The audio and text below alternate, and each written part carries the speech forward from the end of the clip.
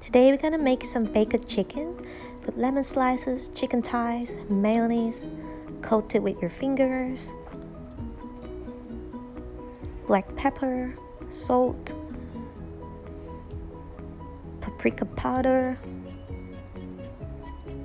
turmeric powder, good for your health, oregano and basil, sesame seeds if you don't have breadcrumbs.